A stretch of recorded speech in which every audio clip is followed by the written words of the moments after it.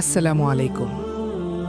আজ আমি আপনাদের এমন একটি বাস্তব ঘটনা শোনাতে যাচ্ছি যা আমাদের শেখায় আল্লাহর কাছে ইখলাসের সঙ্গে করা একটি নেক আমল জীবনের সবচেয়ে কঠিন বিপদ থেকেও মুক্তি দিতে পারে।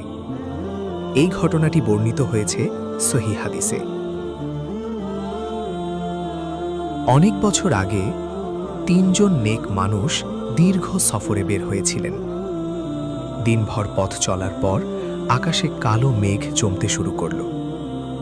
কিছুক্ষণের মধ্যেই শুরু হলো প্রবল বৃষ্টি, বজ্রপাত, ঝড় আর প্রচণ্ড বাতাস। নিজেদের বাঁচানোর জন্য তারা একটি পাহাড়ের গুহায় আশ্রয় নিলেন। গুহার ভেতর নিরাপদ মনে হচ্ছিল, কিন্তু হঠাৎ পাহাড়ের ওপর থেকে একটি বিশাল পাথর গড়িয়ে এসে গুহার মুখ পুরোপুরি বন্ধ করে দিল। তারা প্রাণপণ চেষ্টা করলেন, তিনজন মিলে পাথর ঠেললেন, কিন্তু একটুও নড়ল না। তখন তারা বুঝলেন মানুষের শক্তি এখানে আর কাজে আসবে না।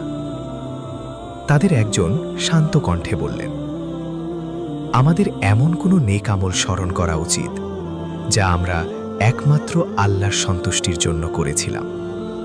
তারপর সেই আমলের উসিলা দিয়ে আল্লাহর কাছে দোয়া করি। অন্য দুজন সম্মতি দিলেন। প্রথম ব্যক্তি বললেন, হে আল্লাহ, আমার বৃদ্ধ বাবা মা আমার কাছে সবচেয়ে প্রিয় ছিলেন। প্রতিদিন রাতে আমি প্রথমে তাদের দুধ পান করাতাম, তারপর আমার স্ত্রী ও সন্তানদের দিতাম। একদিন কাজের কারণে বাড়ি ফিরতে দেরি হয়ে গেল। ফিরে দেখি তারা ঘুমিয়ে পড়েছেন। আমি তাদের ঘুম ভাঙাতে চাইনি, আবার সন্তানদেরও তাদের আগে দুধ দিইনি। আমি সারা রাত হাতে দুধের পাত্র নিয়ে দাঁড়িয়েছিলাম। ভোর হলে তারা জেগে উঠলেন। তখন আমি তাদের দুধ পান করালাম। হে আল্লাহ, যদি আমি এই কাজটি শুধু তোমার সন্তুষ্টির জন্য করে থাকি, তাহলে আমাদের এই বিপদ দূর করে দাও। দোয়া শেষ হওয়ার সঙ্গে সঙ্গে পাথরটি সামান্য সরে গেল। একটি ক্ষীণ আলোর রেখা দেখা গেল, কিন্তু বের হওয়ার মতো যথেষ্ট জায়গা তখনও হয়নি। দ্বিতীয় ব্যক্তি বললেন, হে আল্লাহ, আমার এক চাচাতো বোন ছিল। আমি তাকে খুব ভালোবাসতাম। একসময় আমি তাকে পাপের কাজে রাজি করাতে চেয়েছিলাম। সে রাজি হয়নি। অনেক বছর পরে দারিদ্র্যের কারণে সে আমার কাছে সাহায্য চাইতে এলো। আমি তাকে অর্থ দিতে চাইলাম, কিন্তু একটি অন্যায় শর্ত দিলাম।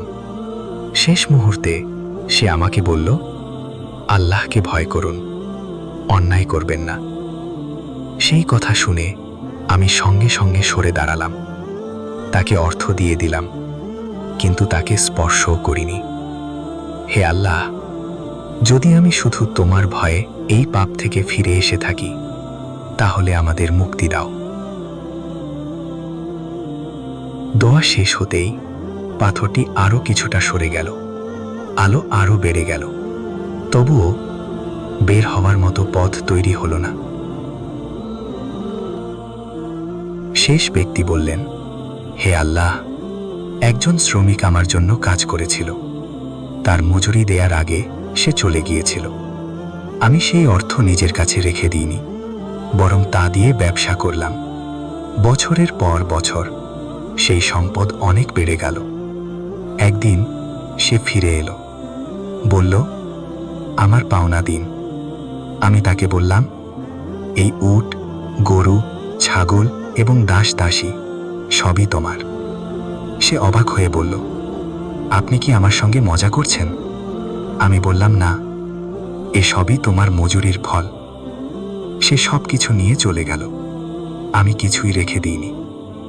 হে আল্লাহ, যদি আমি এই কাজটি শুধু তোমার সন্তুষ্টির জন্য করে থাকি, তাহলে আমাদের মুক্তি দাও।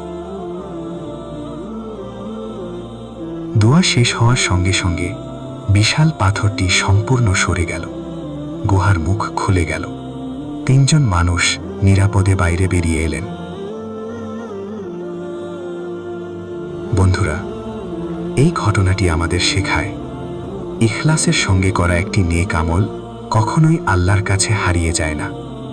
মা বাবার সেবা, পাপ থেকে আল্লাহর ভয়ে ফিরে আসা এবং মানুষের হক আদায় করা, এসব আমল এমন সম্পদ যা দুনিয়া ও আখিরাত দুই জায়গাতেই উপকার করে। আল্লাহ আমাদের সবাইকে ইখলাসের সঙ্গে নেক আমল করার তৌফিক দান করুন। আমিন।